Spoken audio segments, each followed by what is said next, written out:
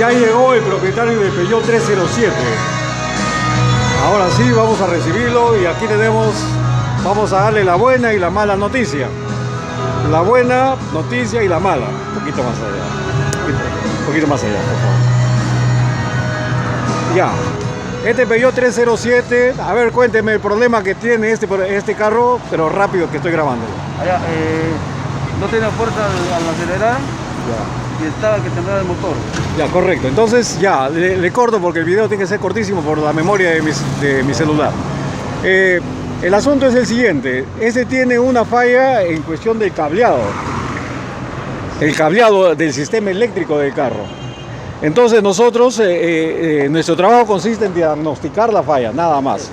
Entonces, pero también en parte damos solución al problema, en parte, ¿me entiende? El diagnóstico es que el cableado del vehículo está muy oxidado. Hay que revisarlo por medio de un electricista.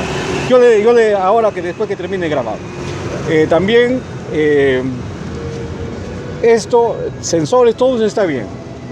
Incluyendo las bobinas, a la bobina le hemos puesto unos aislantes, por no ser el caso, después le explico.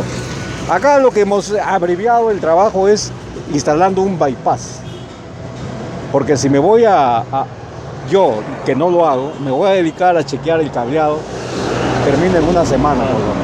Esto tiene que hacerlo un especializado en esto, ¿me entiende? Yo después le explico. Sí, ahí terminamos.